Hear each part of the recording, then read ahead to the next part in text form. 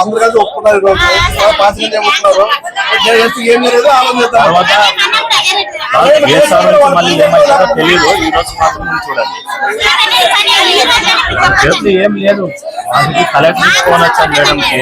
First charge తీసుకుని passing పోండి, వేసవి బోర్డు మార్కెట్ ఉంటారా లేదా 5 గంటలకి అనౌన్స్మెంట్ చేస్తారు. ఇప్పుడు పాసింగ్ చేసిరండి ఇచ్చేది ఏదైనా వాళ్ళు పూర్తి స్థాయిలో మట్టి తీయకుండా టీ కల్చర్ వాళ్ళే ఖుషిగా ఇస్తారు అంతే తప్ప వీళ్ళు కూడా డిమాండ్ చేయరు. వాళ్ళు ఇస్తే తీసుకుంటారు, లేకుండా లేదు. ఇది ఇప్పుడు కాదు, ముందు నుండి ఆనవాయితీ అట్లా వచ్చింది. వాళ్ళ సంబంధమే లేదు మాకు లైసెన్స్ వాళ్ళు మార్కెట్ అంటే అట్లా కాదు. ముందు 50 ఏళ్ళ నుండి కూడా ప్రత్యక్షంగా పరోక్షంగా చాలామందికి ఉపాధి మార్కెట్. కాబట్టి మీకు లైసెన్స్ ఉండే వాళ్ళు అందరూ లేరు మార్కెట్లో కదా. కాబట్టి వీళ్ళు జీవనోపాధిని మీకు ఏమైనా జరిగితే రైతులకు అన్యాయం జరిగితే వాళ్ళు దోపిడీ చేస్తాను, దోపిడీని అరికట్టండి, కానీ జీవితం మీద దెబ్బ కొట్టద్దండి అని చెప్తాము. లేదు పాసింగ్ సిస్టమే చేస్తామో మాట్లాడతాం అని చెప్పింది. ఇది ఊరికి పెట్టండి, వాళ్ళు కూడా మాట్లాడుతుంది. మనది ఒకటే కాదు కదా, అమాలీలు ఉంది, వ్యాపారస్తులు ఉంది, ఇవన్నీ కూడా కూర్చొని సెటిల్ చేస్తారండి. వాళ్ళు కాదంటే మన పని ఏముంది మనం చేసుకుందాం. మనకేముంది అంటే జెండా ఉంది, దీన్ని పట్టుకుని వాళ్ళు మాట్లాడితే మనం చెప్తారండి. ఈరోజు పాసింగ్ అది మాట్లాడి పంపిస్తారు, పాసింగ్ సిస్టమే చేస్తారంట మాట్లాడి. ఈరోజు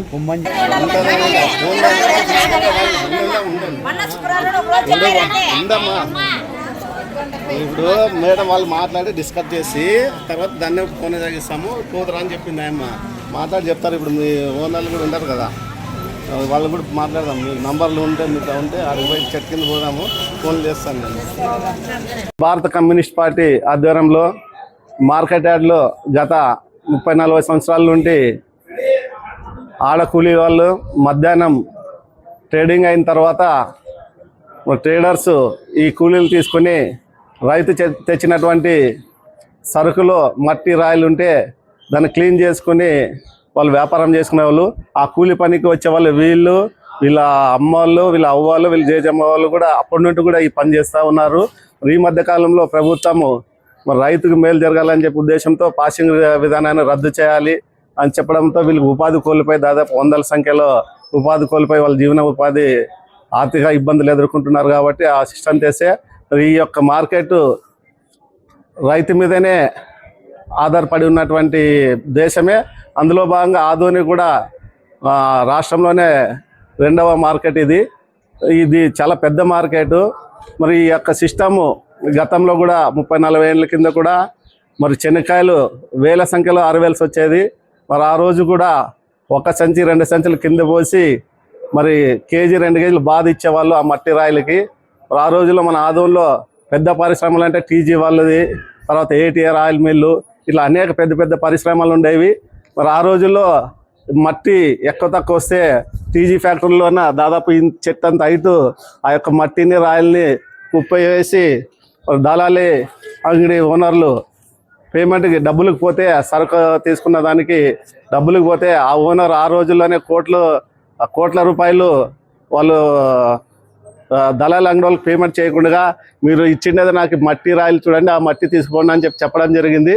మరి ఎప్పుడైతే అటు రైతు అయితేనేమి ఇటు వ్యాపారస్తులు అయితేనే సమానంగా వాళ్ళు బ్యాలెన్స్గా ఉంటేనే రాష్ట్రమైన దేశమైనా కూడా నడుస్తుంది. ఆర్థికంగా కానీ జీవన విధానం కానీ ఆ రకంగా నడపాలి. మరి ఎప్పుడైతే రైతు ఇప్పుడు మార్కెట్ వాళ్ళు ఊర్లోనే మీరు మీ యొక్క సరుకుని శుభ్రపరచుకుని రాండి అని చెప్తా ఉన్నారు.